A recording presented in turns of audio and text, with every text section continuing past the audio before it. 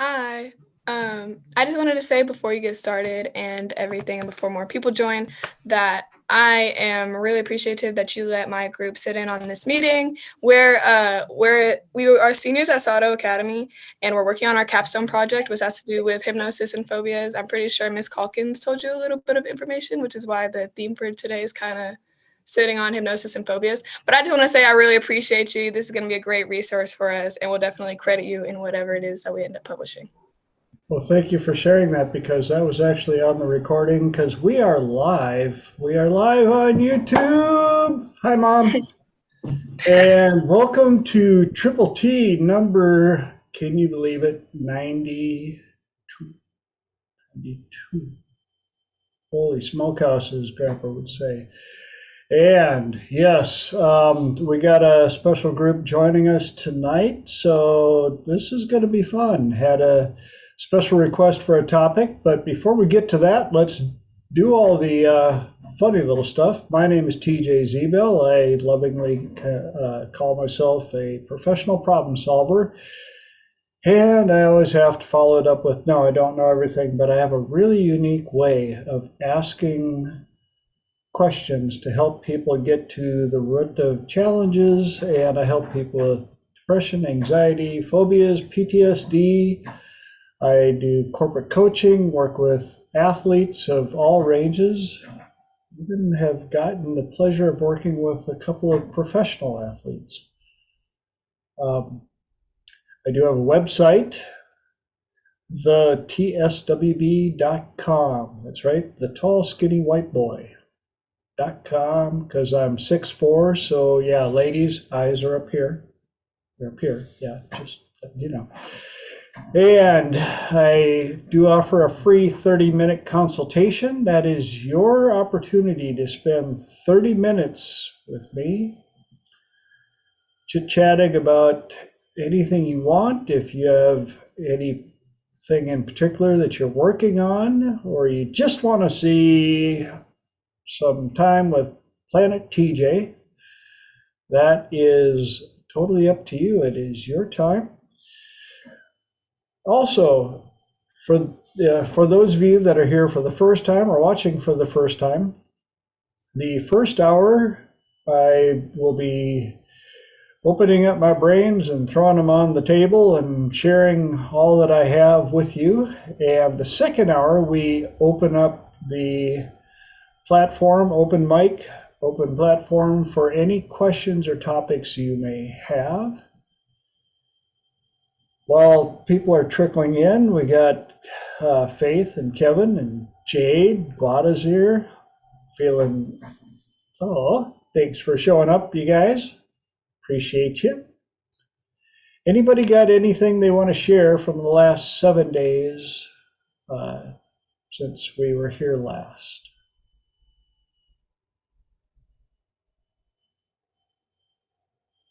No? Are we saving that for the second hour? We can. I know for me last week, Jade had shared about future pacing and going forward and then looking behind. And I thought that was really extraordinarily helpful. And it definitely benefited me when I journaled about it and really started to lean into future pacing. So thank you for sharing that, Jade. That's why we love having so many different people in our tribe, because I don't claim to know everything. I never will. But it's always nice to have more amazing people in the group that can share. Because guess what? I like to learn too. That's how I got all this wallpaper, because I like to learn. Anybody else got anything they want to share before we do the deep dive? Don't all rush at once. I'm just going to share that the weather has cooled off here in East Texas, Oh, so I'm able to walk around and not have to use my cane so much. So awesome. Yeah, it's nice for me to be in my shop and not see triple digits. My shop for a while, I was working in 105. Right. Yeah. Sweating like a fish, drinking like a fish, and only having to go to the bathroom once. I know, TMI, but you get the idea. And here I thought it was hot. It finally cooled off and then it started to creep back up to 80. And I was like, oh my God, what happened to fall? Yeah, and I've got friends that I still chat with in San Diego who are, it's so warm out here. Oh my goodness. I'm like, oh, share, please. I want to hear your woes. It was like 83 today. I'm like, we're cooling our house to 80 because it's 107 out. I could never sleep in that. When it's 107 out, you can. Go spend a little time outside. I promise you, when you come back inside to 80, you'll get that little, whew, oh, it feels good in here.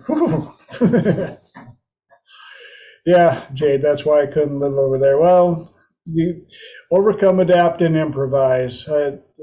I like to joke, lovingly joke about all you people in that SoCal area. You have like a 40-degree weather tolerance. Anything 20 degrees above or below 70. Oh my God! It's 90 out. My face is melting. Oh, it's 50. We got to put a sweater on the dog. Oh.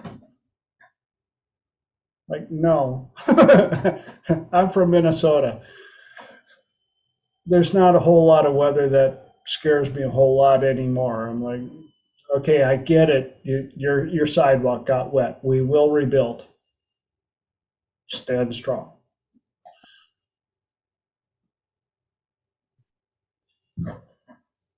Then we got some new people on here, Albert and Faith, going, who is this person? Yes, welcome to Planet TJ. I try not to be too serial, but if you got to be serial, at least be a Fruit Loop. Or Count Chocolate, at least then the milk gets nice and pretty. Yeah, right? Till we found out how much sugar was in that stuff. It's like, here, have a bowl of sugar with a little bit of fiber. But we didn't come here to talk about, what's that? I was just saying, and the carbohydrates break down into glucose in your blood anyways. So Whee! sugar, taco sugar. He doesn't have ADD. He's got Count Chocula. Come on. My favorite was that we weren't allowed to have Lucky Charms growing up, but Frosted Flakes were perfectly acceptable. Yeah, right? Yes. Tony the Tiger, they're great. And right after a couple of bowls, you can actually mow the lawn with a fingernail clipper. Let's go, kids. But we didn't come here to talk cereal. We came here to talk about tonight's requested topic, pain and phobias, addressed through what we call lovingly hypnosis, even though we realize that hypnosis doesn't care what you call it. You can call it guided meditation, energy work, reframing. We got people like Dr. David Snider, Brent Baum. Who else do I have on the wall? Yeah, those guys. And for those of you that are new to this, please understand, don't become script followers, we're going to call it. Scriptnosis. Hypnosis karaoke. Look at all of these protocols, all of these things. Fill your toolbox with as many different ones as possible. And then create your own. And I can't emphasize that enough. I've probably got about 7 different protocols that I've authored now. And when I'm doing them, they are so natural because they're mine. And they're a little bit of spinning, a little HMR, a little NLP, a little this, a little bit of that. But you still have to have the basics. You still have to have the trainings. You still have to collect the ingredients to be able to build your protocols. It's kind of like, well, I want a car. Well, you can go to the manufacturer, but when you build it yourself, you know how it runs and you know what it can handle and you know when to hit which gear and why and how. Now, I've said a number of times, if you've ever been at inside of a professional mechanics shop and you've seen that monstrous toolbox with 180 different drawers and 3,000 tools, and that's probably kind of what my shop looks like now. If you ask a lot of the top mechanics, what percentage of that massive collection of tools they use on the daily basis, they're probably going to say about 5 to 10%, if that. Well, then why should I have all the other tools? Why should I pay for all the other tools? Why should I pay for all of the classes to learn all of the other tools? It's because when that one unique vehicle shows up, they've been to all the other places, they've tried everything else that didn't work, and they come to you because they need help. You know that on the bottom left-hand corner, one box up, there's a tool on the back side that you bought 10 years ago. You learned how to use it. And that's exactly what they needed. And so as I go through tonight's coverage for pain and phobia, I want you guys asking as many questions as come up.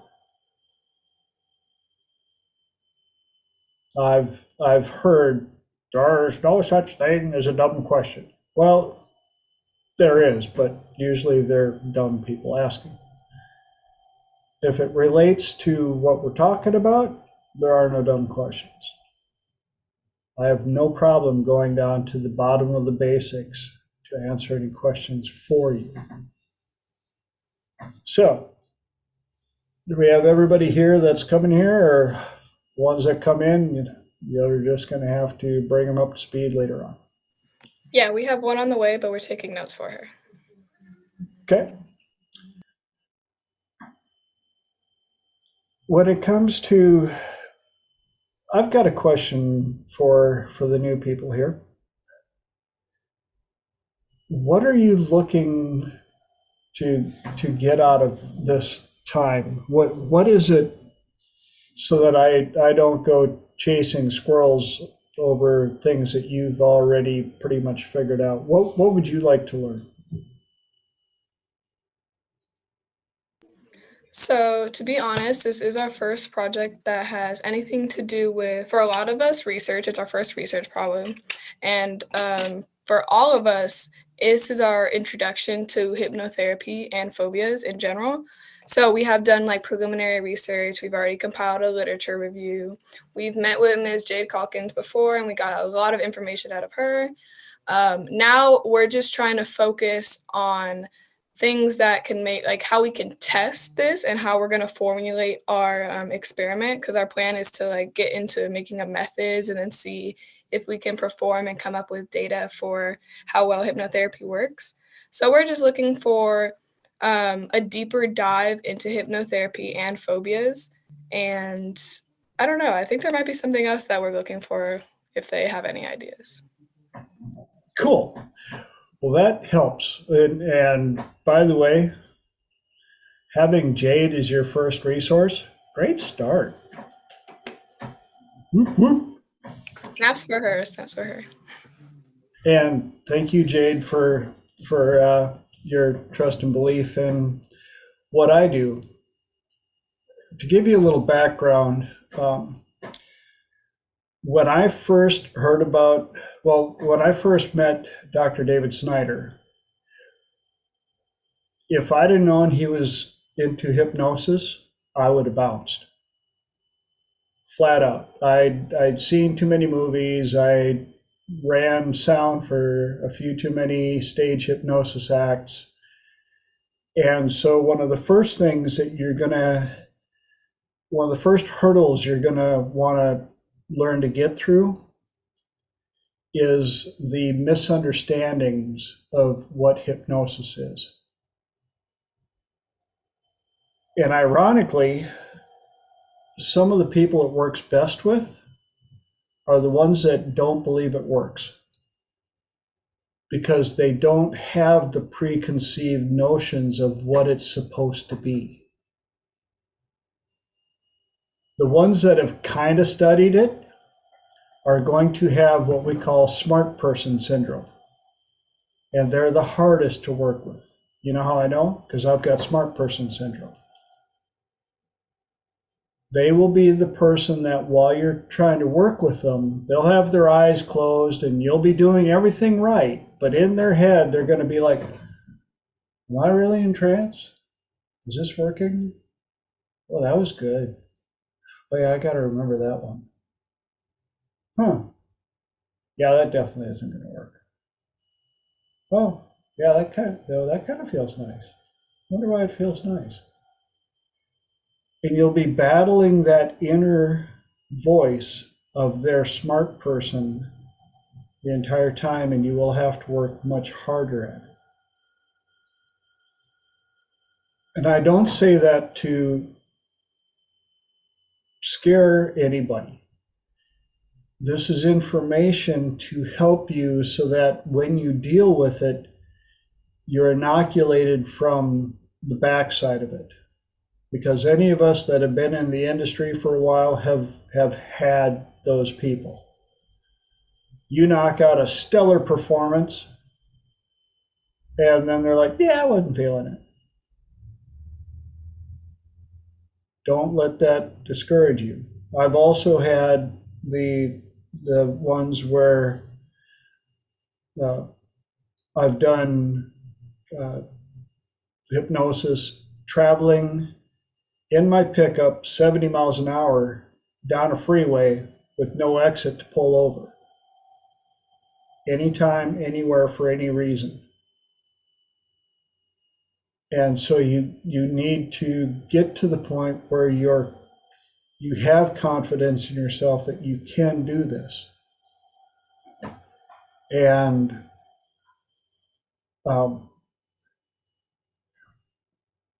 the more you're around people like this amazing group, the easier it'll become to start building up those belief systems.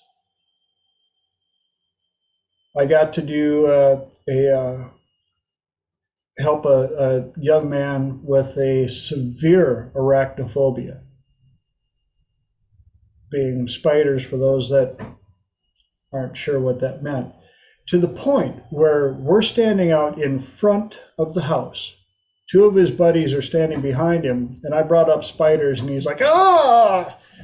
And I'm like, seriously? So like, if there was a spider on this garage door and I squished it, full Abreaction. I mean, like, he totally freaked out, goosebumps, flushed, everything. He's like, oh! I was like, really? Really? Well, do you want to fix that?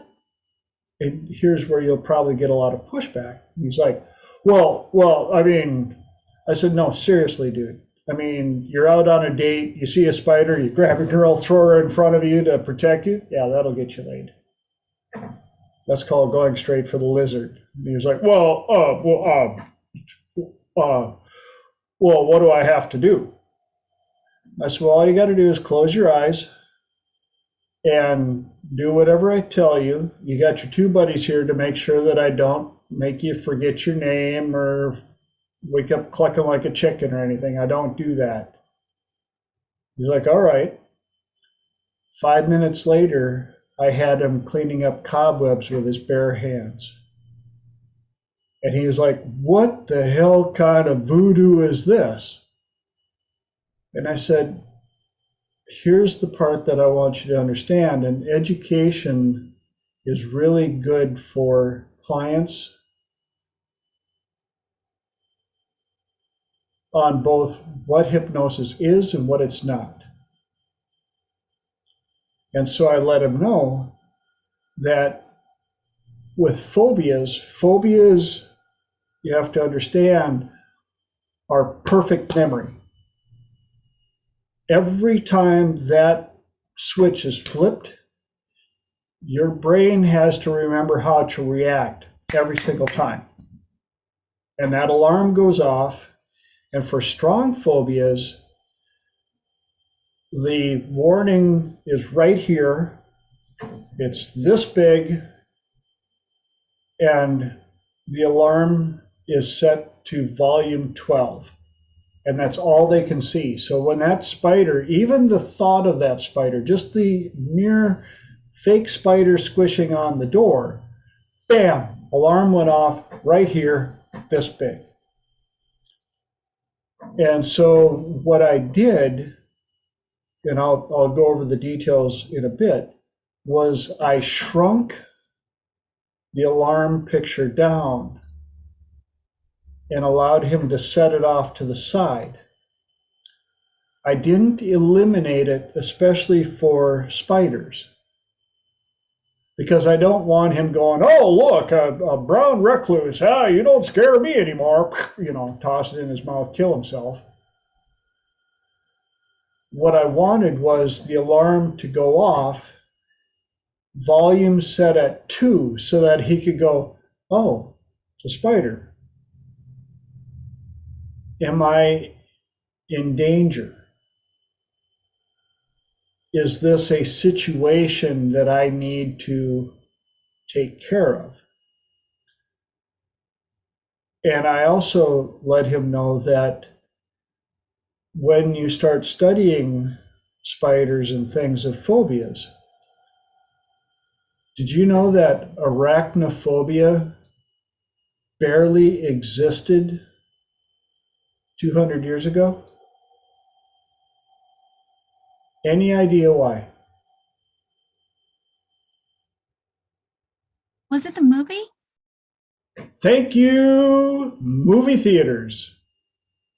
Movie theaters have given us more flippin' phobias because they found something that they could create as an anchor to scare the absolute bejesus out of people. If you see somebody in your backyard with a hockey mask on,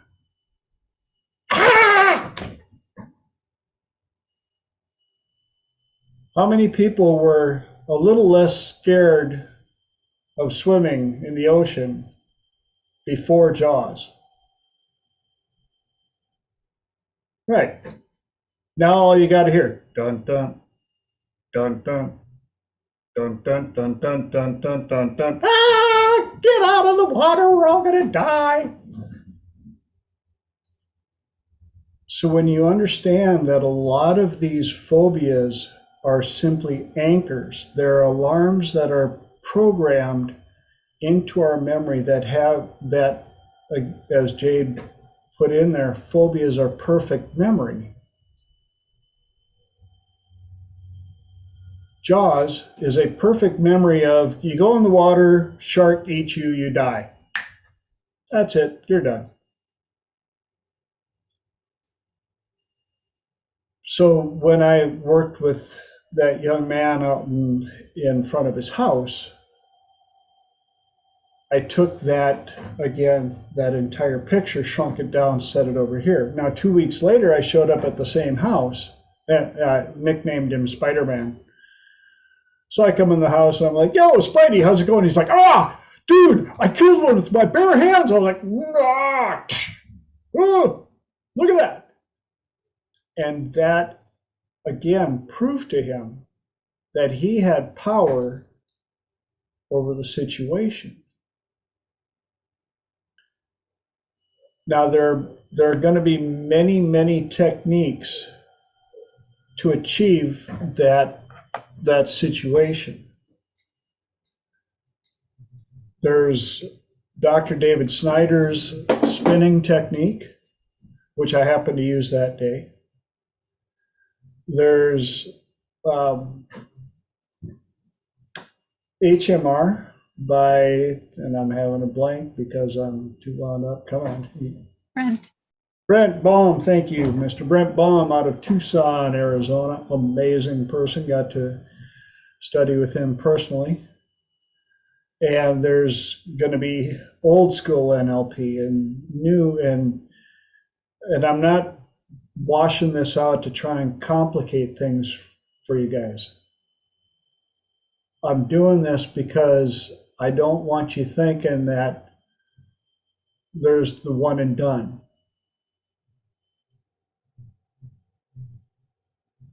Now, I can take up a lot of time teaching you one technique,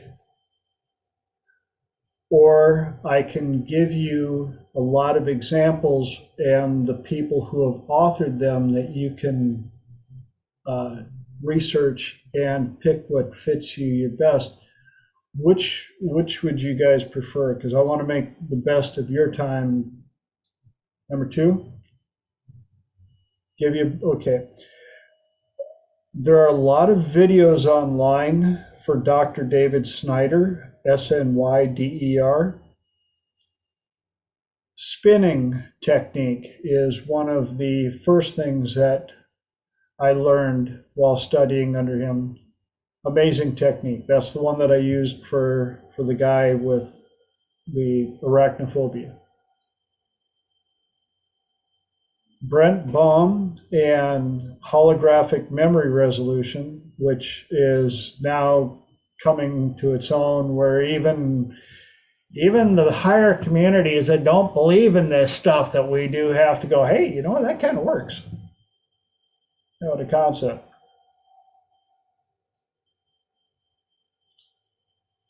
There's Richard Bandler, who is another legend in his time, hands down.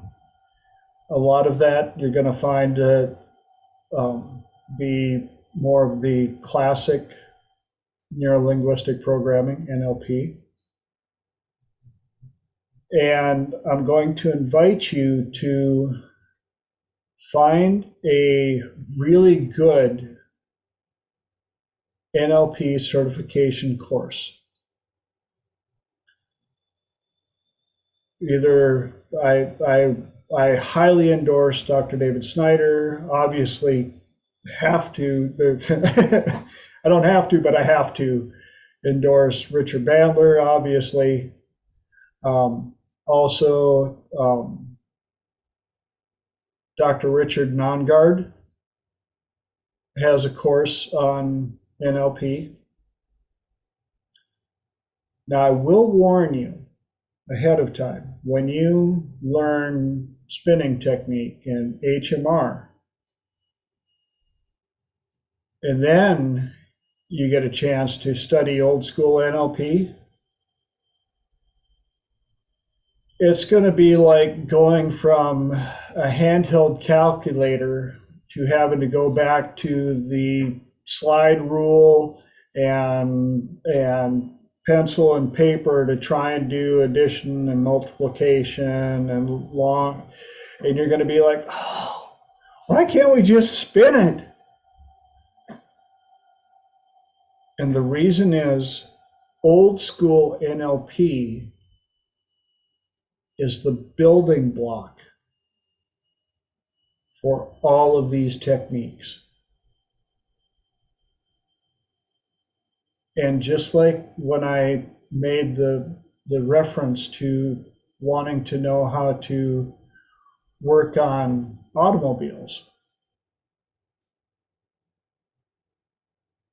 the more you understand how the motor runs, how the transmission runs, every single part inside of it, then you can truly become a master mechanic and build your own vehicles to help people out.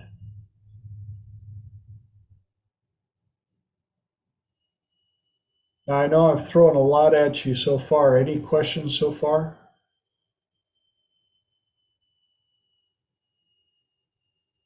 What's your favorite part so far? That's a question I've got for you.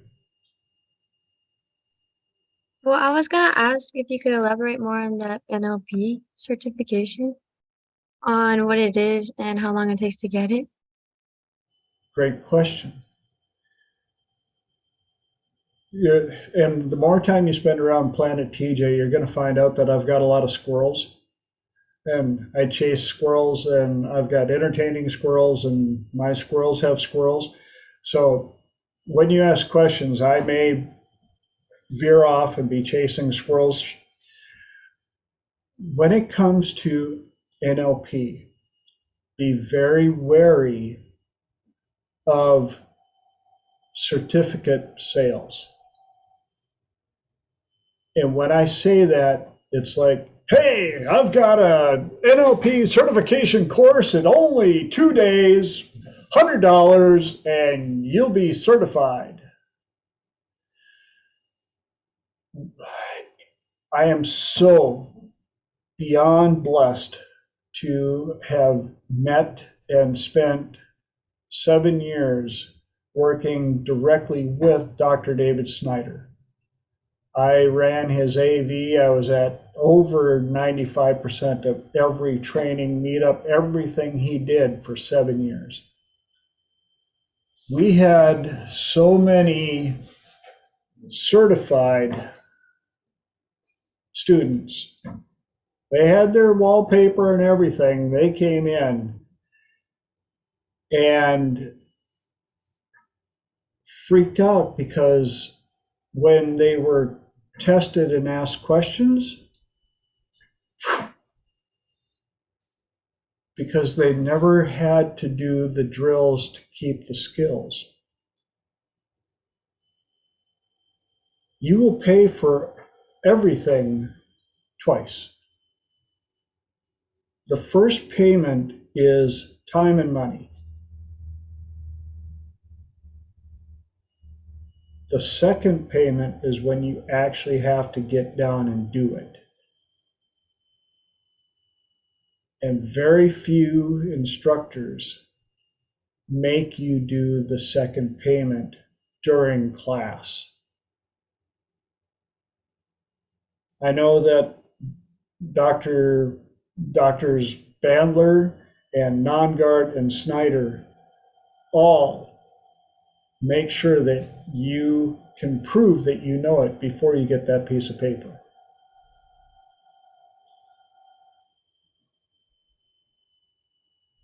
And so I of course highly recommend all three of them if you can, when you can afford the money and the time.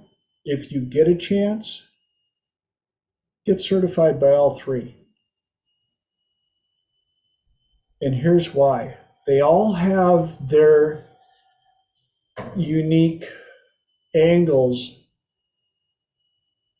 And anybody know the 3 most expensive words when trying to learn something? 3 most expensive words. I know that. Trust me, I had that beaten out of me at a young age. Because even if you learn the same thing 12 times, you're not the same person you were when you learned it the first time or the third time or the 8th time or the 10th time. You've progressed, you've picked up different things, you've learned different angles.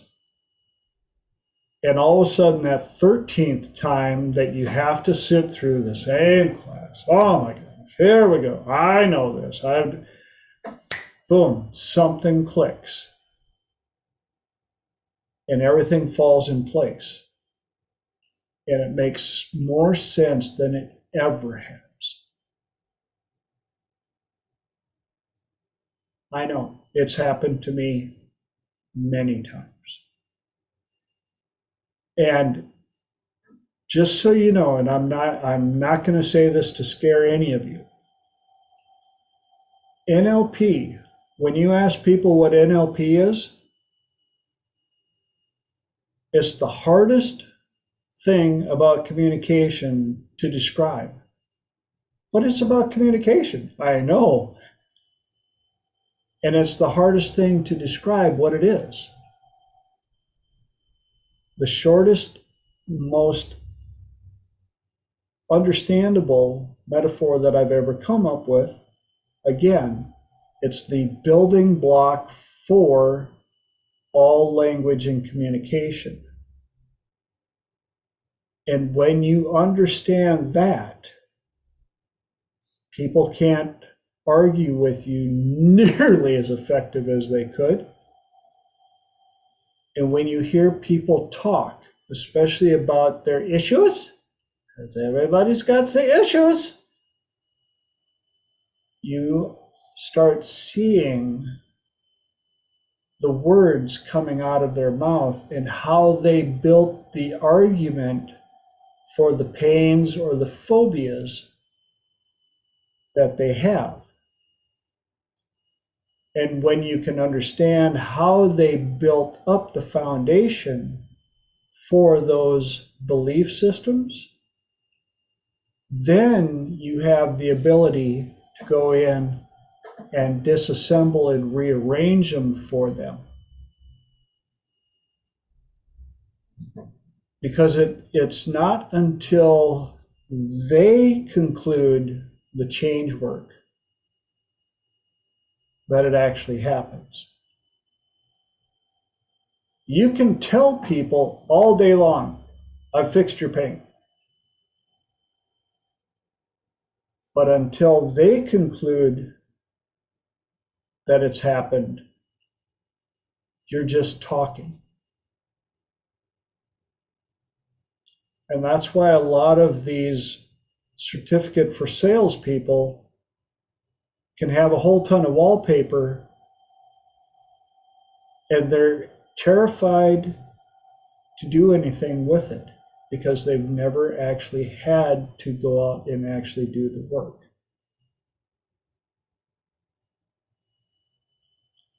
And before you get into working with pain and phobias, do you all know what Abreactions are?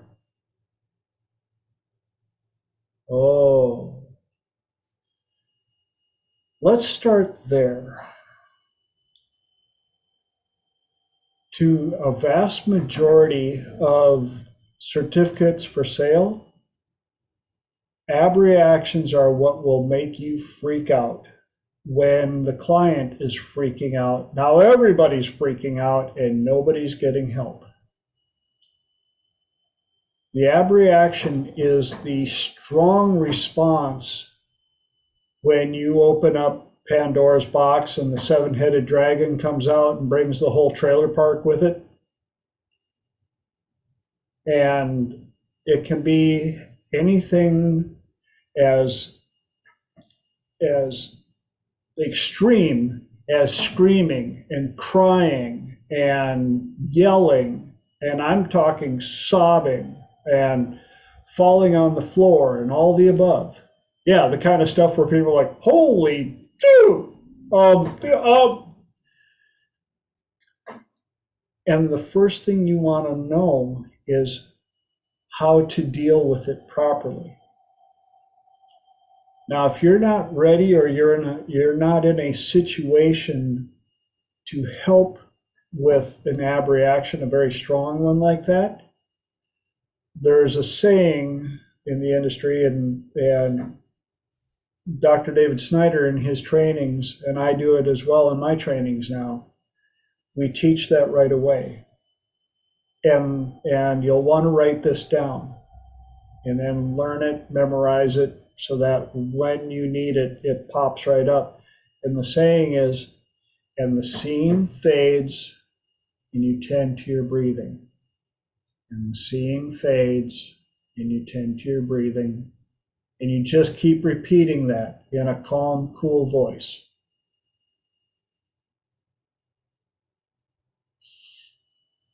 The other thing, when an abreaction occurs, if perchance you happen to be touching the client anywhere, and rules on this differ state to state. So whatever state in whatever area of the world you're in some locations, you're not allowed to touch a client unless you have a certain certification. Make sure you know that. But if you are touching the client and they go into an abreaction, do not release them, because now they're in trance and the storm is hit and their anchor rope has been torn away. On the flip side, if you're not touching them and they freak out, do not reach in and touch them, because now they're in the storm and the claw from the beast has come out of the darkness and grabbed them. Follow what I'm saying? So some of the best training out there will include full-on training for abreactions. And I've seen some funny ones. I ain't gonna lie. When people realize that they're allowed to abreact as much as they want in a scenario for training, all it takes is one good person to lose their mind in an abreaction for a training, and then everybody's losing their mind. And we were doing trainings in a hotel out on the pool deck. I was pretty certain I was going to have a number of clients from the people that were staying there witnessing our abreactions. Now, on the other part of abreactions, it can be as simple as a yawn. I've had clients that when they're processing, when they're abreacting all the above, I've had clients that they will yawn so big they could swallow a Volkswagen. Got you all now. I saw that. Come on, trance. See? But it can be sweating profusely. It can be laughing. It can be hiccuping. It can be burping. It can be, I had a beautiful young lady that when she's processing, she absolutely belches like a sailor on a kegger.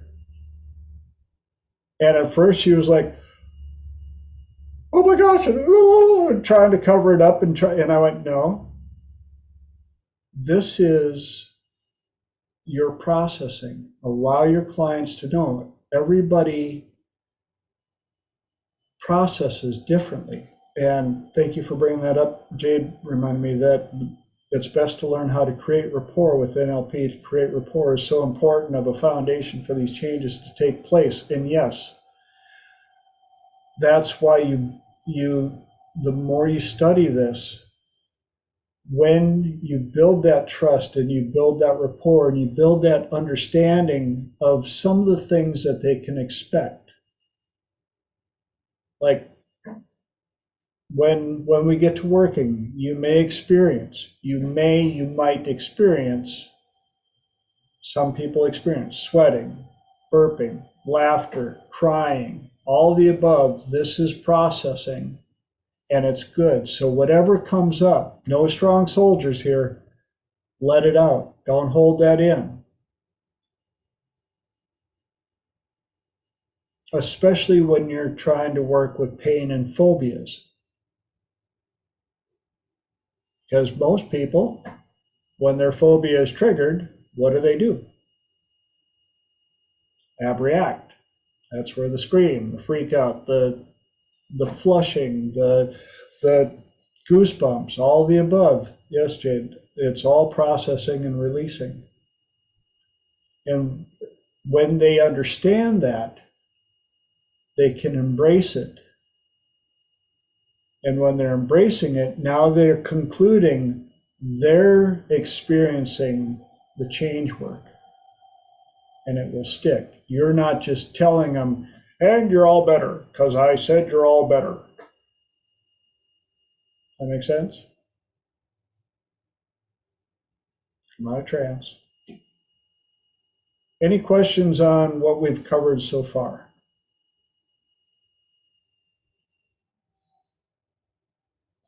I was wondering how you could tell the difference between a reaction between an abreaction versus just like a yawn. Thank you. Great question. Here's a story for you, directly from one of our trainings. So I'm going around, we're supposed to be doing these abreaction trainings.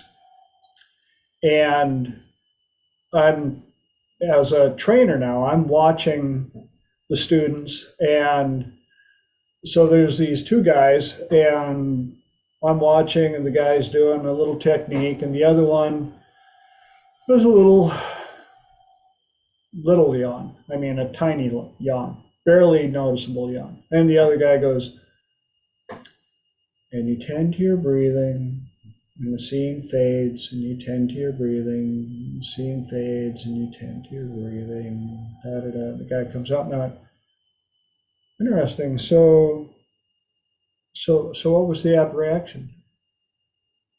He goes, well, he yawned. Oh, okay, now remember, when somebody's processing, it can be yawning, or crying, or sweating, or burping, or farting.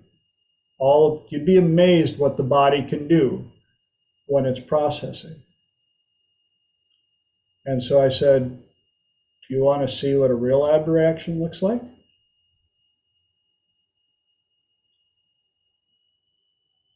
And the guy said, okay. So I sat down. And I'm sitting there, and the guy that's doing it, he's got his hand on my shoulder, and he's rocking me, because some people will do that to help people go deeper into trance. It's breaking of the, I had the word and then the squirrel ran away with it, equilibrium. It's getting their equilibrium off just a little bit. So he's sitting there rocking me, and da da da da da da da da da, and I've got my eyes back, and all of a sudden I'm like, stop!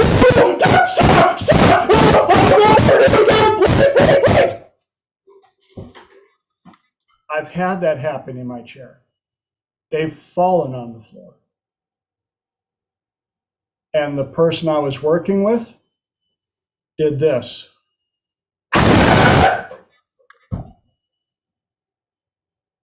And I'm waiting and the scene fades, and you tend to your breathing. He was too busy freaking out. And so finally I abreacted long enough, and I stopped and I looked at him. He's still like hand in the air. And the guy he was working with, same thing, like,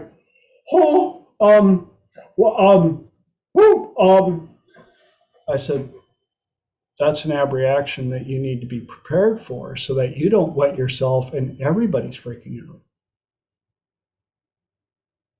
because I've had that happen. Now, if you've been properly trained, especially through Dr. David Snider or myself or any of us that have gone through this, that's when we go, yes! Now we're at the place where all the feces is collected and we can start cleaning up. So those that are properly trained see abreactions and start salivating because they know that they have found the treasure chest where the phobias and the fears and the anchors are stored. That's why the pay for certificate people have such a hard time. We actually had one where they came in all certified, like had 8 certifications, awesome. Well, how many times did you hypnotize people? Well, we only pretended because they didn't want us to, have anybody have an abreaction or anything. We're like, you pretended to people pretended to go into trance and then pretended that you fixed them, but you never really closed your eyes and you never really practiced. Okay. So show us what you got. Well, I mean, like right here, like right now, like you're my client or something. Or, yeah. And please understand, I haven't told you guys this stuff to scare you at all, but to impress upon you what we do is real. The change is real. And when you get good at it, you can change generations, not just somebody's life. You can change generations. Because a lot of the work that we do address generational handed down issues. That's how important what we do really is.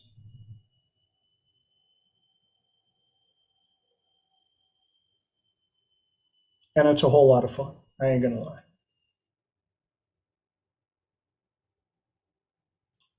And I've been so blessed because I get to do this in my office with clients all over the world.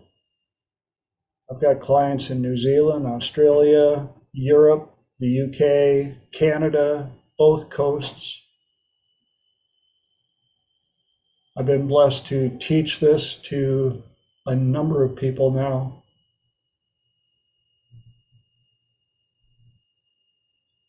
And to think, 10 years ago, I was one of the ones that freaked out about hypnosis, like,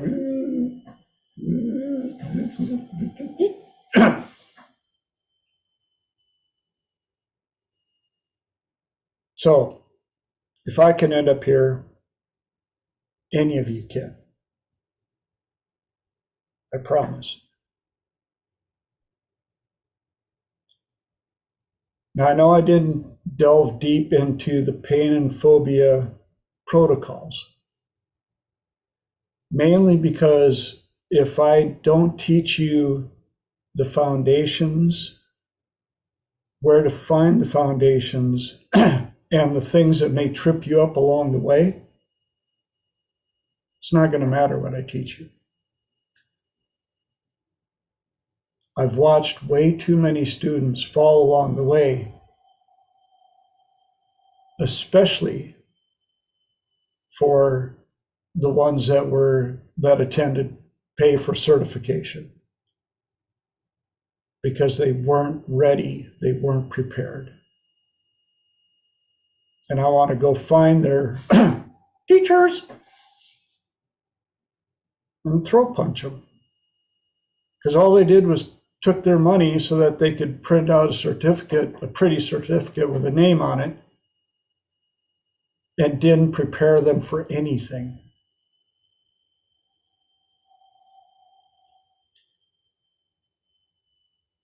Again, I can't thank Dr. David Snider enough for showing me how important it is to have properly trained and prepared students. And I'm good friends with a number of them. And Fran, one of our beautiful friends from down under, how can I help you? I just wanted to point out, which is something that has kind of brought it I'll get my words around it eventually, that even experienced hypnotists can, under certain circumstances, still be triggered into an abreaction. And sometimes it's a really good thing to have a big triggering event so that we remember what it's like on the other side. So everybody needs to remember sometimes, and how going into an abreaction, you know you're on the money, you know you're in the right place to do the job.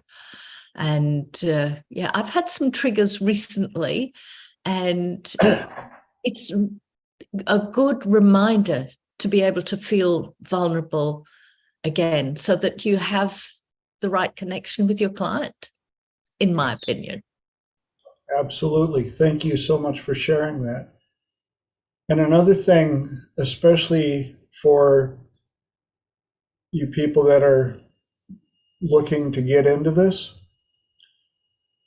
if you're trying to do work on yourself and practice this, please understand that there will be a number of times where it's really hard to be the driver and the passenger in the same vehicle.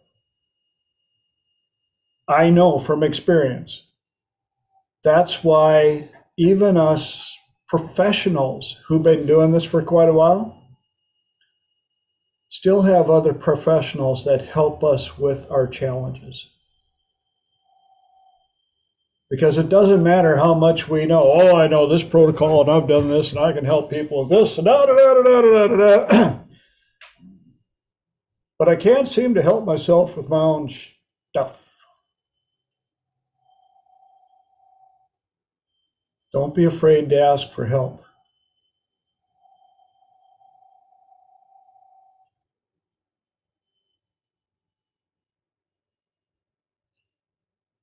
Oh, great comment, Jade. Yes, sometimes we need to work with someone. We are social species, and sometimes some things can only be worked through with another. A lot of truth there. I know. I got all this and I still need help. And Lenora, you got your hand up. I just wanted to say there are definitely a lot of programs. Like, you could go on Google and say, oh, certification in NLP, and they are shucking and jiving them.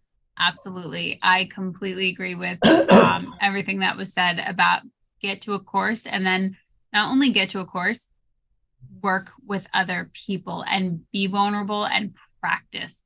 Fran has an amazing group that meets every 2 weeks, and she's over 100 meetups. And these meetups are 2 and 3 hours long. And it's because not only is it important to know, to really know and to experience it, and if you want to do this type of work, you can sure dabble in it, but if it's a part of you, it's a part of you. And I love the quote where it says it takes 10,000 hours to achieve mastery.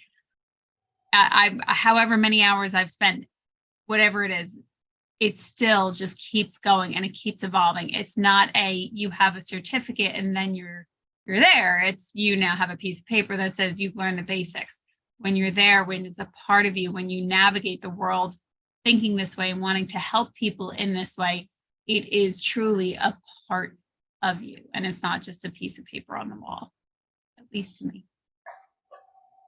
Jade. Thank you, Lenore. So I'm curious, because of what these students are kind of working with and wanting to test it out. I know that for some situations, if you don't know what you're doing, it could be really detrimental to the person. And so I'm sort of thinking about how they could sort of test it out while keeping it safe still. And so I sort of had this idea of maybe, you know, when finding people to work with, if they could find fears that are light fears. Like if you could rate it on a scale, it has to be below a certain, so if it was say 0 to 100, it would have to be in the 20% range in order for them to be able to work with it, so that it's not something that they could cause harm to the person with when working with it, but they would still be able to sort of test it out. Yes. Awesome, awesome, awesome. Thank you for bringing that up. What you guys are going to learn when there's always people that you're never going to run out of people with issues. That's one of the nice things about this line of work. Job security, especially in this day and age, what you want to do, especially in the beginning to help yourself out, is find people, and like Jade pointed out, make sure that, let them know that you need some practice. It's a great way to start. One, it allows them to bring the walls down a little bit, and then ask them on a scale of 1 to 10 to rate at least, I like to say at least 6 things minimum. Trust me, people can come up with 100 if they really want to. And then scale them 1 to 10. 10 is the, oh my gosh, the big monster in the room, all the above. And you want to get them to at least a 3 or lower. Yeah, I could, if I could live with it for the rest of my life if I had to. If I had to. If I could get rid of it, that'd be cool, but it doesn't matter either way. And get a couple of those things taken care of. One, it'll help them to go from friend or test subject, whatever you want to call it, into becoming a client. 2, it helps you build up the confidence level in what you're doing. And talking about confidence, Squirrel just dropped this off. Please don't wait until you're confident to do something. That is the biggest holdback and farce out there. Confidence is a byproduct of accomplishment. If you had to wait until you were confident to start something, you will never start anything. It's not until you successfully complete some projects that the confidence comes in. That's why we say it's an after product. The problem is, back in the day before, about our parents' time, which some of you are, it's been a while. There used to be the self-help movement. I'm okay, you're okay, blah, blah, blah, blah, blah. You just need more confidence and you can do anything. And so everybody started thinking that they were lacking confidence. Well, duh, you are. You're lacking confidence because you haven't done stuff before. But it was the infection that set in that I can't start until I have the confidence. And so nobody wanted to start anything. Everybody was afraid to do something new or different because they weren't feeling the confidence they thought they should. I mean, everybody's saying I need confidence and I don't have it, so I can't get started. BS. It's okay to be scared and go forward anyway. One of the best little stories I heard. Little boy says, but I'm scared. I don't know. I can't see where I'm going. And what'd the horse say? Can you see the next step? Yeah, take that one.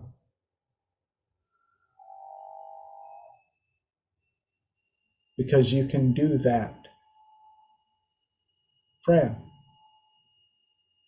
And I think, the point in hand is, what it takes to even start practicing, what it takes to start a group. I mean, I had no confidence starting a group, but I needed to practice, and that was the easiest way to have it happen. And TJ, I think I remember that it took you a long time to commit to starting this group. 3 years. Yeah. So, don't wait, do. Practice. It's what you will love, what you will learn. And the feedback that you get from other people is so valuable, especially when you're in the same interest group, that you can exchange stuff that you're not going to be able to exchange so comfortably with a client. You can ask questions from the person you're working with when you're in a group of your own hypnotherapists. So it's a very valuable resource for you. Thank you for sharing that, Fran. Absolutely. And there's another group. Are you guys familiar with Savo Kosik? Savo has. I thought you were saying Sato, like our school. I thought you were saying, are you familiar with Sato? No, Savo is another brilliant, Dr. Savo Kosik, good friend of mine, brilliant practitioner and teacher. And on Thursday nights, 8 to 10, or no, 6 to 8 Pacific, he does a lot more classroom style training. If you guys were coming here and hoping that I would be doing a straightforward class, that's not how I do this meeting. I do teach classes. I do offer classes, and I've got a couple of them that I'm planning out for 2024. Savo's meetup runs 2 hours, but he'll do breakout rooms where you do practice and stuff. I don't do that here. What I can do, and Jade asked me if I could possibly do a demo for a simple fear or a spider or something like that. Yeah, this second hour normally, and please, everybody on this call, you are invited back here every week. Because you're interested, and that takes you to another level. But I keep this open, and the reason I keep it as simple as I do is because I want anybody on the call, and I'm also broadcasting live on YouTube. You don't even have to know how to spell NLP to join us here. You just simply have to have an interest in how to help others. And so typically, the way I run it is the first hour, I will have 3 subjects and I will teach on those 3 subjects. And the second hour, I open it up, open platform, open mic, and you guys can ask me any question, or not me, you ask any questions or any topics, and I let everybody on the call answer first because I like to learn as well. And then if there's any additional input or information that I can give after everybody else has answered first, then I'll give my 2 cents as well. Does that make sense? But being tonight, Jade was kind enough to reach out and ask if I would do a special topic for you guys. And I hope you've gotten something out of this. We're 10 minutes over on the first hour. Was this worth your time? Did you enjoy it so far?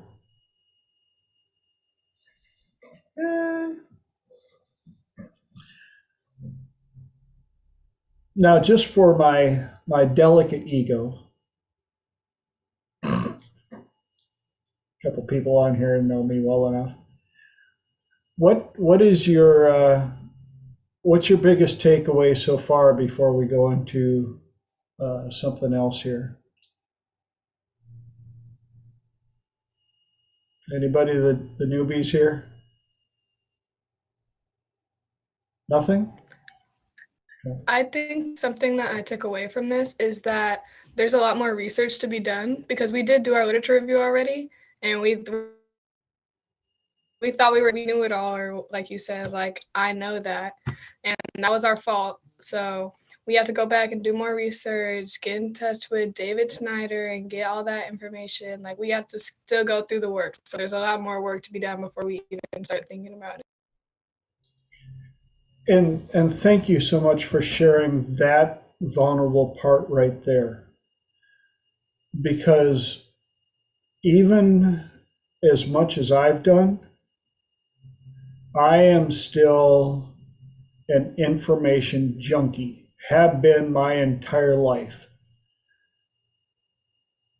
Get into a mindset that learning, the more you can learn, I joke all the time, and people know that it's not exactly really a joke.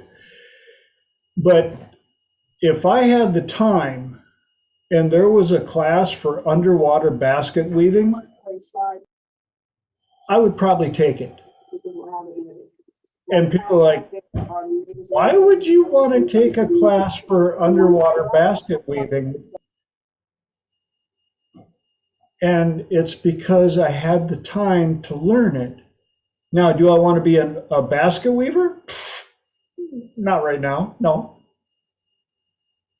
But there may be an application down the line where I'm building something and I'd be like, oh, you know, if I weave it like this, it'll be stronger. Or if I'm doing hypnosis with a client and they like baskets, it would be much easier for me to describe to them how we're taking and building a strong wall against their phobias and their fears. Because I want you, especially for you guys that are new to this, please understand, all hypnosis is good theater. All hypnosis is good theater. The better the experience, the better they can visualize, the better you can help them walk through, the easier it is for them to complete the change.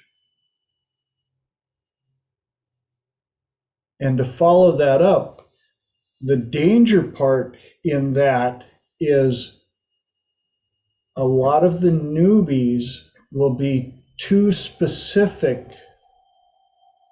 when helping the person describe what they're feeling. The best thing that you guys can do is learn how to be vaguely specific or specifically vague, however you want to take it. And one of my power words, and Jade, Lenora, and Fran will all verify, Linda as well, is the word might. What might you be experiencing? How might you be feeling? What might it be like in the future when all of these changes have settled in? And somebody asked me once why that is, and I came up with the word might allows the person the freedom to possibly answer incorrectly without judgment. It allows them the freedom to possibly answer incorrectly without judgment. It's like the difference between, well, what's the answer? Versus, what might the answer be?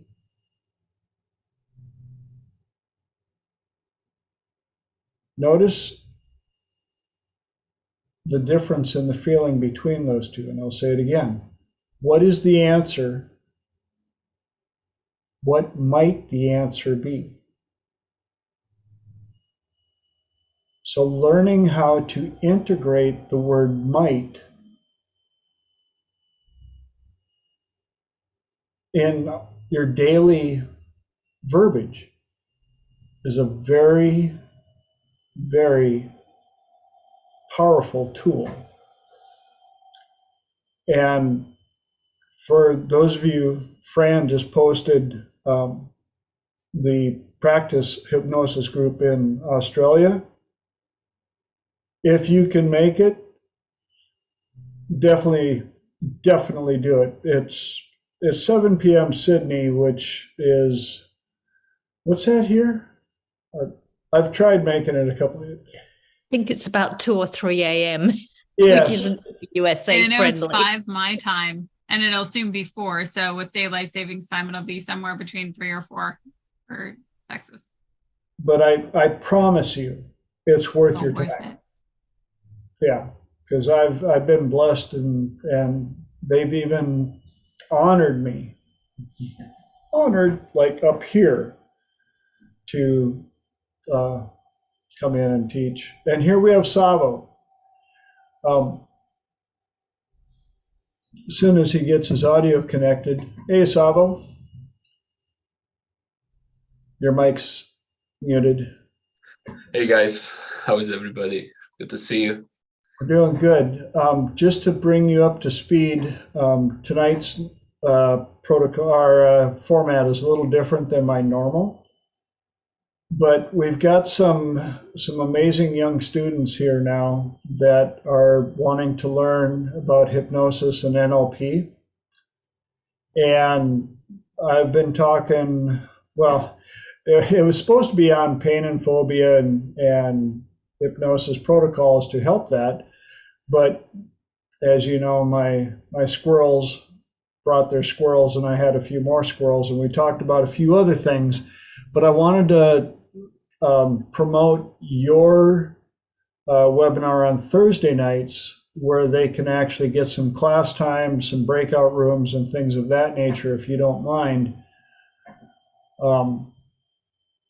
Yeah, thank you, TJ. I will definitely share in the chat. And for those of you who want to learn more and experience and practice hypnosis, we have that option completely free right now from 6 to 8 California time on Thursday. And yeah, I would love to see you guys there.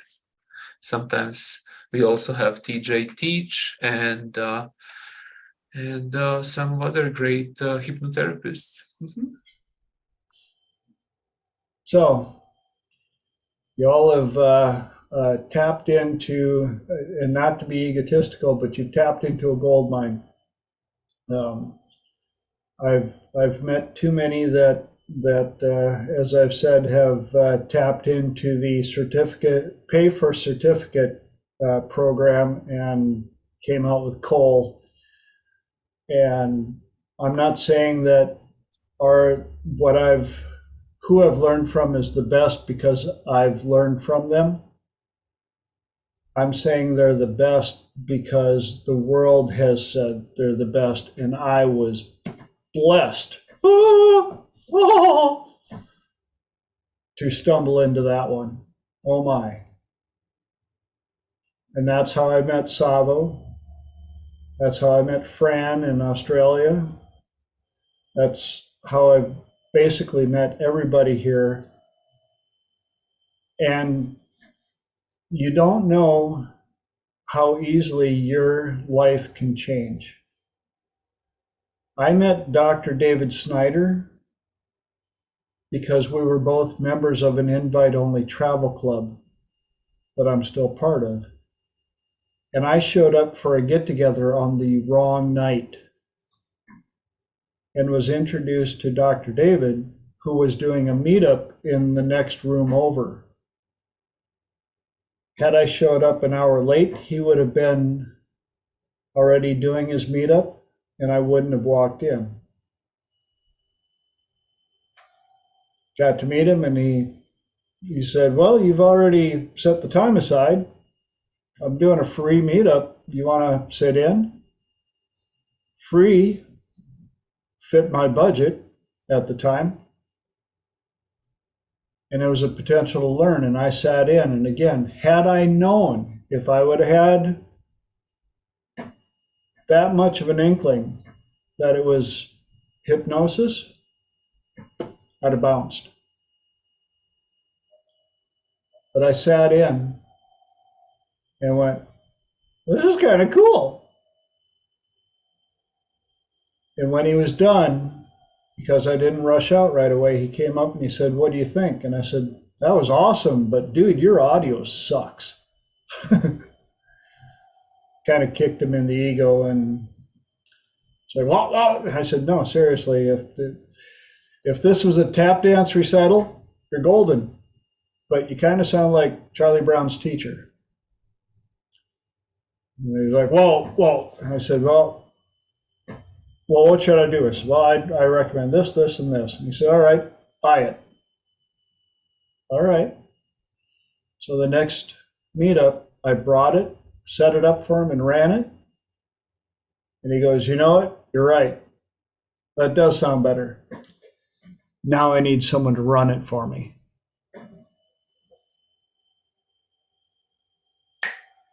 And just like that,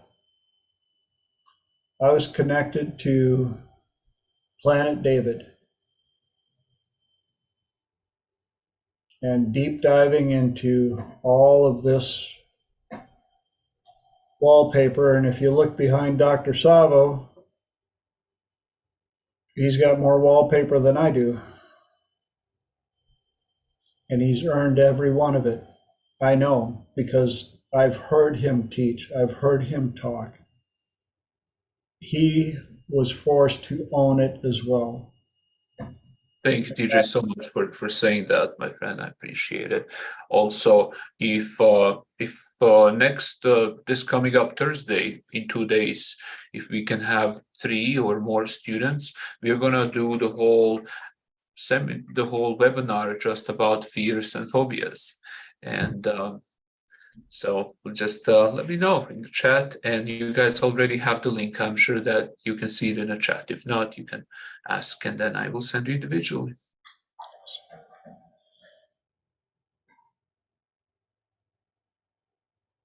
See how lucky you are? Right place, right time, open mind will take you in locations and directions that you never expected. Now, again, I know that a lot of you new people were coming here hoping to get the techniques taught, but a lot of times my squirrels will direct us in different directions to make sure that you're prepared for the lesson before you walk into the classroom. And so Savo, just so you know, I walked them through Abreactions and prep for hypnosis and making sure that they are looking for true teachers of proper NLP with certifications. You actually have to prove that you earned instead of pay for paper. And I can promise you guys, when you show up for Savo's meetup, it'll be a lot different than this one.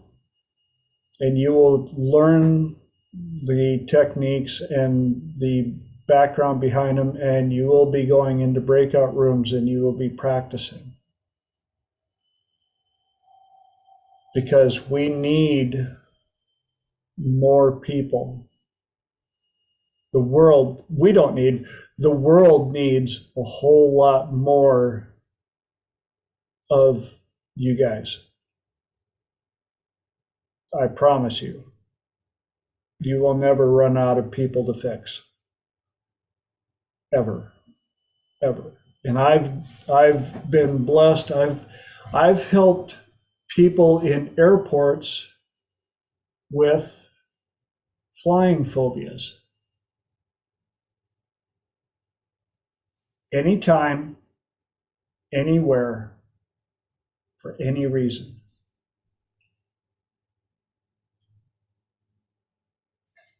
And to give you a quick little demonstration,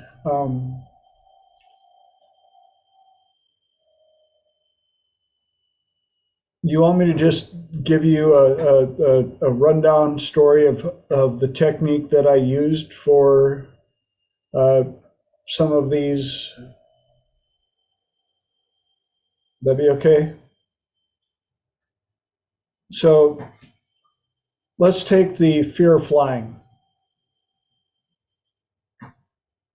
Anybody ever see anybody that has a fear like that? Raise your hand. Hello? Yeah. Again, remember, a lot of these fears and phobias we're not born with them inside of us. They're handed down. They're programmed, they're put on the hard drive, whether it's through the best of intention or if it's from Hollywood for entertainment purposes. Fear of flying. A lot of that came also from Hollywood, because the more they can prey on our primal fears, the more they can entrance us into the production. Think of what I just said. Some of the biggest genre in the movies is what? Suspense and horror. Suspense. Worst case scenario. Oh my God, we're all gonna die. Ah! Because it gets our heart pumping. And so there have been a number of times that I've watched people. I love showing up first off, I love showing up at the airport early to people watch. You get the whole gene pool right in front of you. The entire gene pool right in front of you. And if you pay attention to energy, you'll find that one person that is watching their watch because, oh my God, I'm going to have to get on that plane in 12 minutes, 11 minutes. I may possibly die in 10 minutes. I am going to wet myself in 9 minutes. I'm trying to figure out how to get out of this in 8 minutes. And the last couple of times I've used a combination of reframing and holographic memory resolution.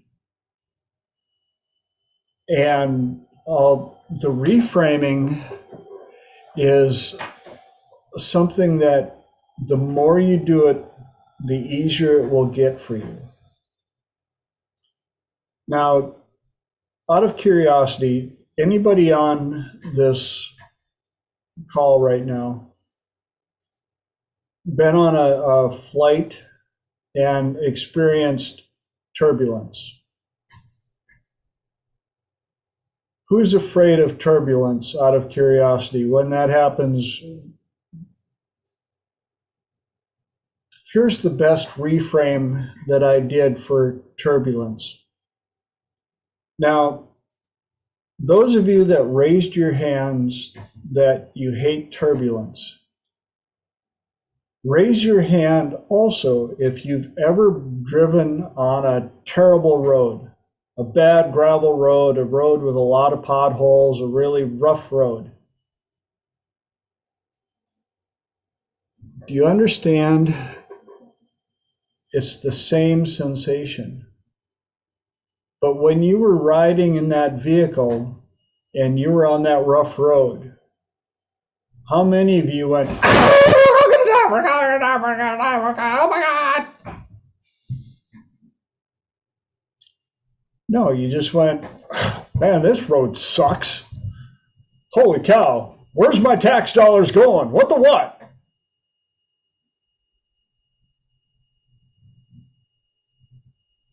When you realize that planes, when they're flying through the air, there's going to be smooth air and there's actually rough air. We've felt rough air on the ground. How many of you have been outside on a blustery day where it's not just a nice, steady, straight wind, that it's that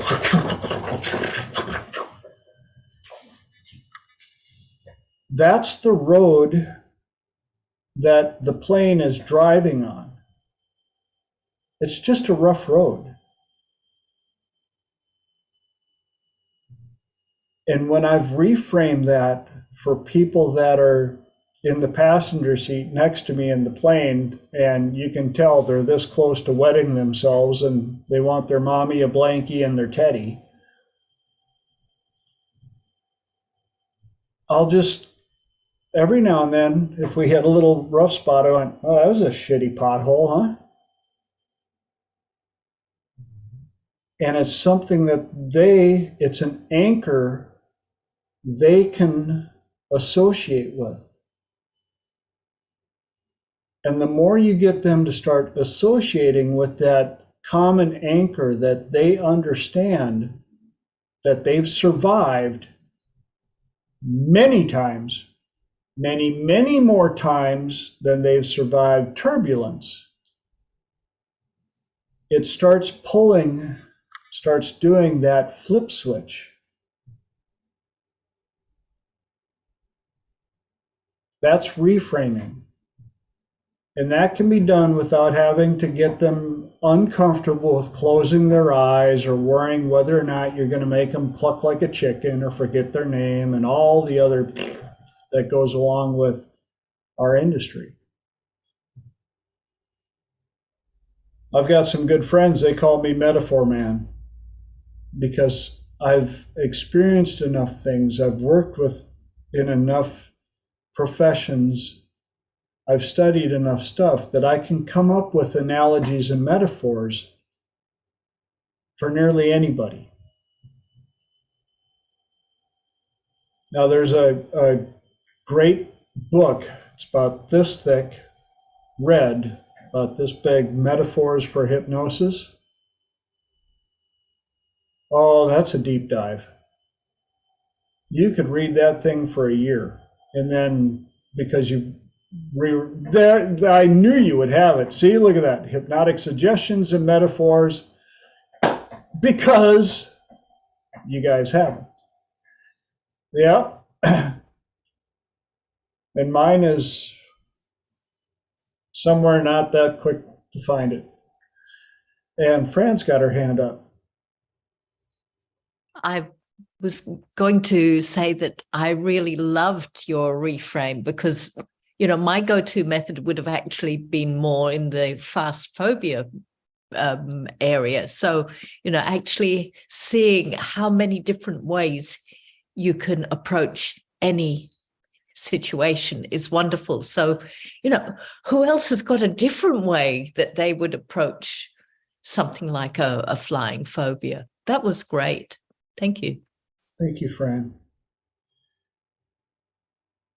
And that is another reason why you want to constantly be in contact with a tribe, a group like this. Because sometimes the answer is, it seems so simple. One of the things that I teach, and those that have been on my call enough times, is the concept of who's the expert? Who's the expert? And you have to understand, the expert is simply the person who is half a step ahead of the rest of the group. And one of my favorite stories about that is a semi with a trailer got wedged into a tunnel. And they're trying to figure out how to get this semi out of the tunnel without destroying the semi or destroying the tunnel. And they've got all the experts. They've got the DOT, and they've got the highway patrol, and they've got wreckers, and they've tow trucks, and all these experts. And they're all pontificating and trying to figure out how they're going to pull this off. And a 9-year-old boy says out loud, loud enough, well, why don't you just let the air out of the tires? And all the experts went,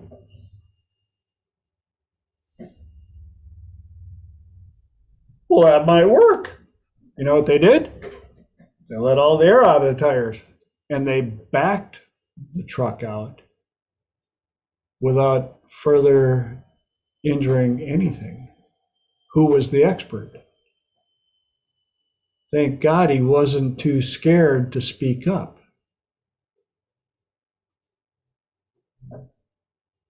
So just because you guys are new, please don't be afraid to ask questions.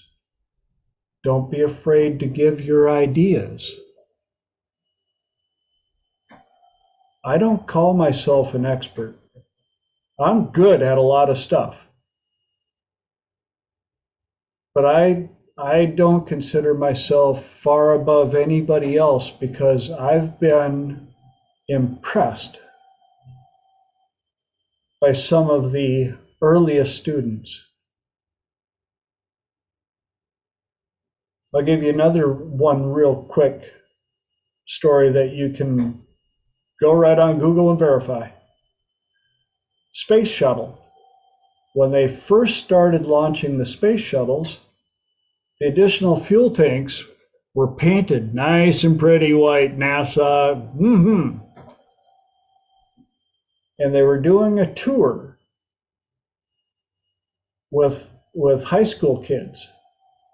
And it was time for question and answer. And one of the high school kids said, why do you paint the fuel booster rockets? Because you just drop them off. And I mean, doesn't that cost a lot of money? And doesn't that add a lot of extra weight?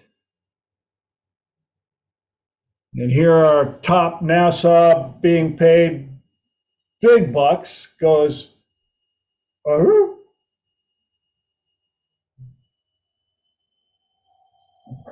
And they analyzed it and realized how much additional weight they were putting on the fuel booster rockets. and how much money it cost to put on those rockets that they just threw away. And that was the last time they painted the booster rockets. Who's the expert? Here they are at NASA, some kid in high school asked the right question at the right time and wasn't afraid to ask the question. Fran raised her hand. And I'm going to point out that we should never underestimate that our client is actually the expert on them, that we just have to be extremely observant and watch, because they're going to find their best way to their problem if you pay attention and listen. And that takes time and experience, and you may not get it immediately. So just keep practicing. That's why thank you so much for that, Fran, big time. That's why at the beginning, I always introduce myself jokingly as a professional problem solver. Following up with, no, I don't know everything, but I have a unique way of asking questions to help people find the answers that were eluding them. Get really good at asking questions. Get really, really, really good at asking questions. And watching and listening. And listening, yes. And the more you study NLP, old school, and these techniques, the more you start seeing how people talk. And the questions almost show up on their own. You just have to pick them out and ask them. And that's where the client sometimes gives you the answer they can't find. Oftentimes, they give you the answer in simply describing their issue. Thank you, Mandy, for showing up. Appreciate your time. So again, you out of here, Savo? Yes, thank you. We've got 18 minis left in your time with me because I'm very respectful of the time that I set aside for you guys. Any input, ahas, epiphanies that you'd like to question or share or so far? The power of the quality of the power and the quality of the questions you ask your client, and how much information that can give you just from asking question after question and just watching and observing and following a pattern through that. Talk to us some more about that, TJ, please. I don't have enough time to go into it right now, but I will happily do it, and I teach this quite often. I call it the trifecta. And the trifecta is echo talk, 3 magic questions, values and criteria elicitation. If you learn nothing else, please get extremely proficient at the trifecta. Echo talk, 3 magic questions, values and criteria elicitation. Not only will it help your communication everywhere with anybody, but when you're working with a client, it teaches you how to listen at a level that is pretty rare these days, unfortunately. And when you are working with clients, again, the quality of the question oftentimes, not oftentimes, pretty much every time, will denote the quality of the answer.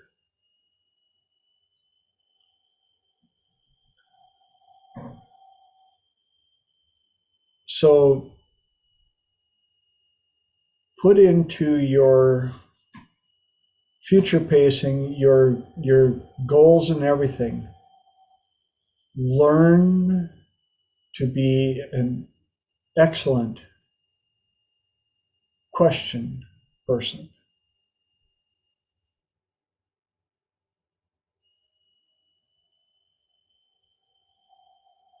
Learn conversational questioning because it will lead you into the ability to do conversational hypnosis. And you can help people anywhere, anytime, for any reason. And they don't even have to know that you're helping them. Now that sounds a little shady, a little out there. But when done for the correct intention, just like when I've helped the people with turbulence in flying so that they could learn to enjoy flying, I didn't tell them I was going to hypnotize them. I simply reframed in a way that seems so easy and calm and understandable. Because we're all in trance 24/7, 365. Every one of us, every single one of us. Your goal as agents of change is to get people out of the trance that they're in into a trance that serves them better. Whether that's pain and phobias, whether that's self-belief, whether that's anything that's holding them back from being the best they can be. Fran, you got your hand up?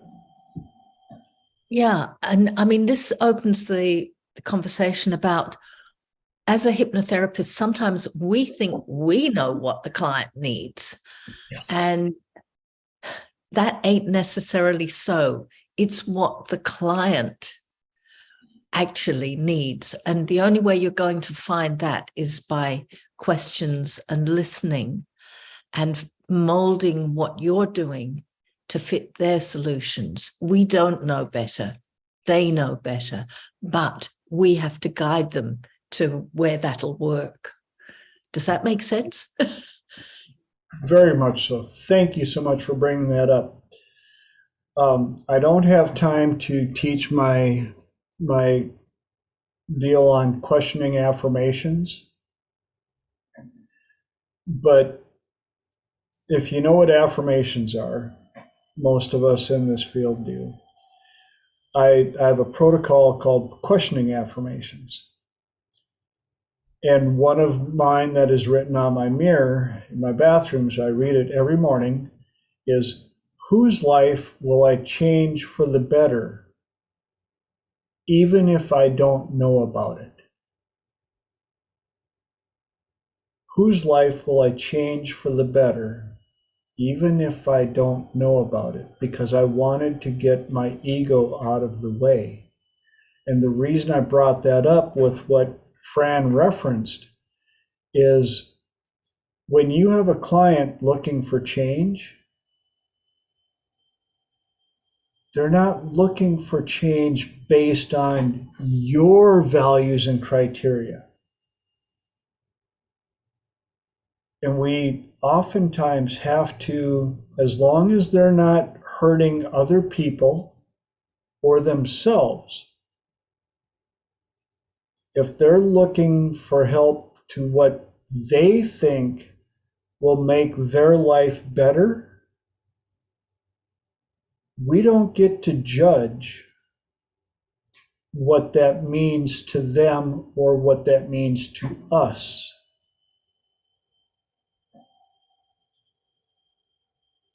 And that, I ain't gonna lie, took me a few times as well, until I realized it goes right with another training that I do for sales and business. The customer may not always be right, but they're always the customer.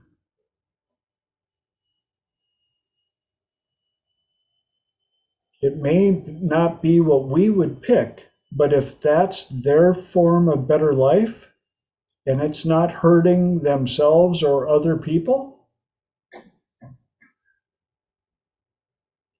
all right. Doesn't mean I have to embrace it.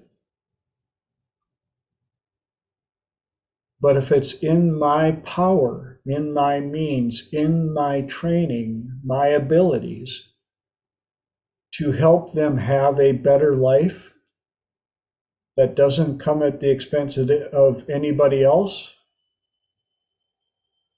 let's get her done. Because if I can do that for them, they may come back for other things, or they may refer me. And even if they don't, I've made one more person's life better because I can. And that's why I promote the importance of the trifecta. Anytime, anywhere, for any reason, Echo Talk, 3 Magic Questions, and Values and Criteria Elicitation can turn somebody else's day around just like that. I've proven it over and over and over and over and over and over and over. And my students and clients have as well. Fran. And I wanted to just mention the amnesia effect that can happen after change, that if you've done a good change, the client is likely to completely forget how they were before within about 20 minutes. So that gives you motivation to actually get subjective values on how bad the problem was before you started working with them.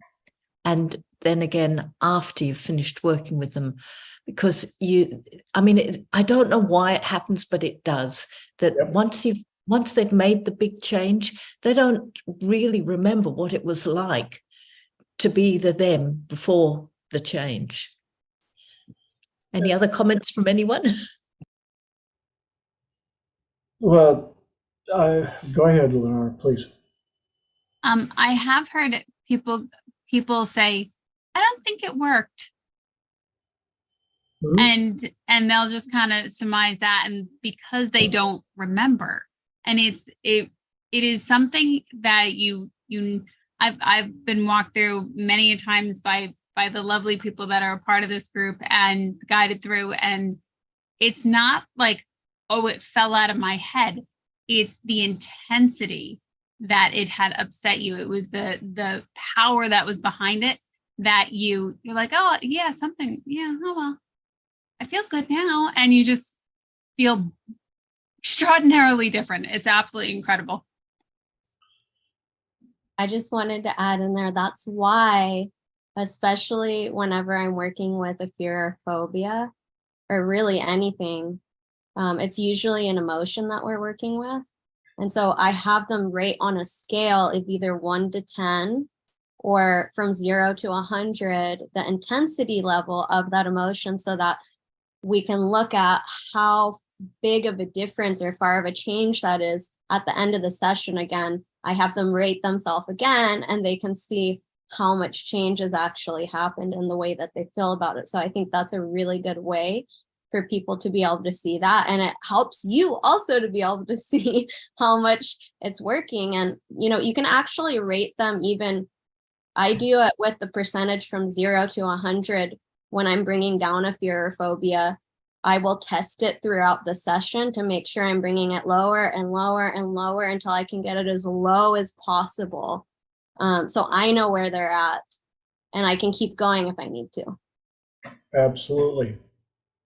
Thank you for bringing that up. And one of my squirrels came by and also, oh, Serenity, you got a question? Yeah, I was wondering on the rate on the scale, how do you know? So if someone says that they have a 6 fear, and then another person says they have like a 10 fear, but it's the same as that 6 fear, how do you separate the difference between how extreme the fear is? It doesn't matter what they say. It's going to be different with everybody. You got to understand that somebody's 3 will be another person's 10, and somebody's 10 will be another person's 3. And so each case is absolutely independent of everybody else. There are some people that when you go back and their amazing PTSD moment, you find out that they're 4 years old, they're standing outside, they can't find their teddy bear, and mom and dad had a fight. And that was the anchoring moment that set up everything else. And then you deal with the next person, and their 4 is they were in the military and in battle, and their best buddy got blown up next to them. And they just want to get over the fact that they can't talk to their buddy anymore, but it's a 4. You're like, that's a 4? That should be like a 28. But everybody processes everything differently. And so that's why you want to allow them to independently set their level. And one thing, we're almost out of time here, but I should have brought this up earlier, so share it with your group. When working with clients, record everything. Record everything. There are a lot of different programs out there. I use Snagit. You're welcome to write that down. Snagit, it's affordable, super easy to use. And I've had clients that, well, is this being recorded? Yes, I record everything. Well, I don't want to be recorded. Then I can't work with you. Well, why is that? It's to protect both of us. You will have access to any recording that you want. I'm not holding it back, and I'm protected and bound under HIPAA.